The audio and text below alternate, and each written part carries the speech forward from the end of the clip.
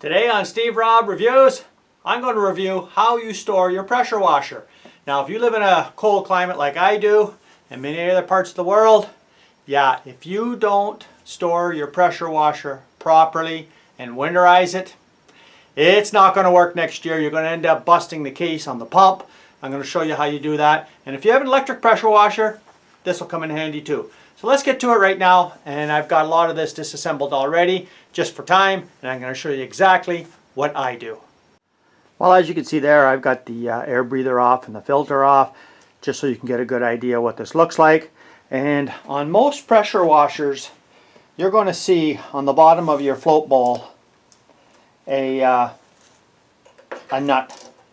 And you turn your fuel off, of course, first, and just open it up and just let the fuel run out. And you know, it's as simple as that. Put the nut back on and away you go. Well, if you take a look at your pressure washer, you'll see on every pressure washer there's a fill and a drain. And this is the drain here, and I've already taken the oil out of it. So the next thing I do is put the oil back in. And you have to know exactly how much oil to put in. Every pump will have a spec, and on mine it's 120 milliliters. So let's start putting that in right now. Now what I like to do, this is an old baby bottle, a glass formula bottle from years back. I just measure the 120 milliliters on it, and it's as easy as just pouring it right back in. And I mean, that is one of the main things that you have to do, is replace this pump oil. Now on mine it says once every 100 hours. Now I would never put 100 hours on it in a year, but what I do is once a year replace the pump oil. And you know, for the cost, I pay $10 for a bottle, and I get 3 years of changing the oil. And there you go right there.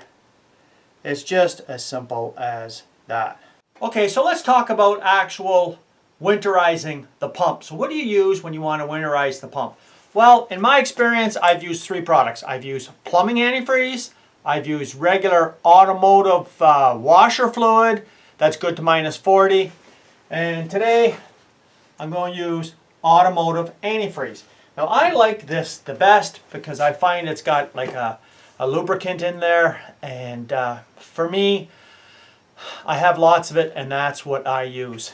And for you that are wondering, yeah, you can just buy this pump oil anywhere, and it's like you say, I put the plug in, and you know, it's done now for another year. I've already changed the crankcase oil on the engine. That's another thing I really don't have to show. You guys all know how to do that, right? And if you're wondering how you get under that small little area to drain the oil out, I just got a small little water bottle, cut the top off, slides in there, and now it gives you a spout to pour the oil out and recycle it. So let's move on to what this is. Guys, I made this up myself. You guys that have an electric pressure washer can use this fitting here that came with your pressure washer. I have quick connectors on my pressure washer for my garden hose that feeds the system. I'm going to show you how this works, and I found this is the best way. And I capture all the antifreeze. I don't let it go out in the ground or anything like that, because it is toxic to our little furry friends. So let's get to that next. Okay, I've swung you around here just to show you. I just got this little bungee cord on here, and it just quick connects in here like this. Like I say, if you just have an electric pressure washer, well, what you're going to have is just make yourself up a hose like I did, stick a little funnel on the end, and then screw it in there first. But this is an ideal way of winterizing the pump itself, so it doesn't crack and split for the cold weather.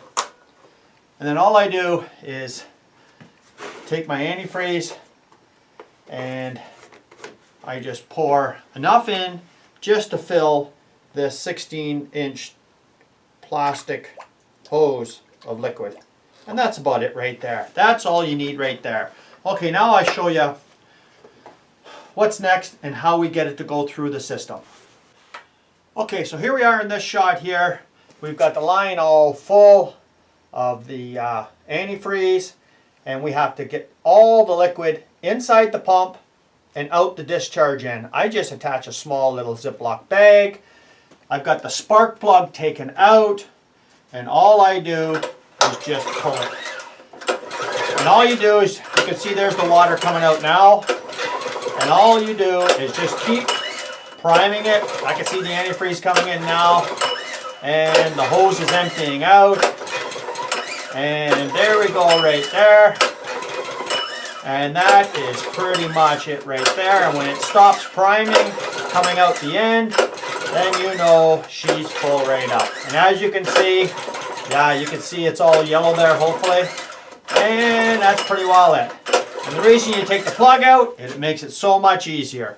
Now we can recycle this coolant in a safe manner. Okay, so while you're at it, you have your spark plug out, and to winterize your engine, I just spray some storage spray in there.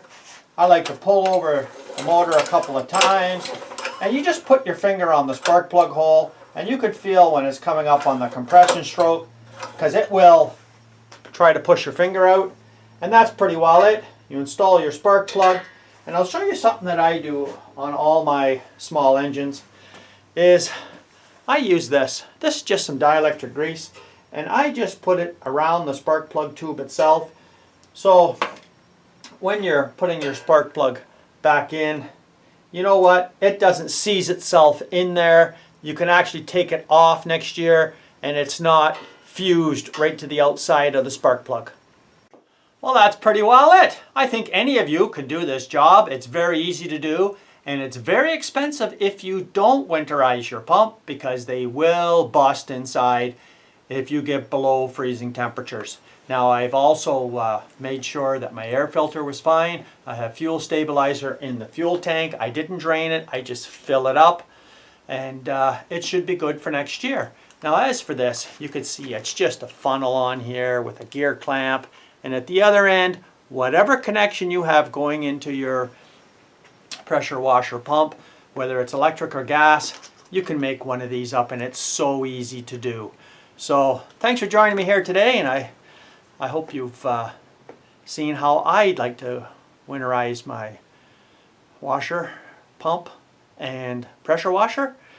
And this pressure washer is well over 10 years old, and it still works like the day I got it. So thanks for joining me here today. If you haven't seen this channel before, well, you're welcome to subscribe. Come back again now, eh? Cheers.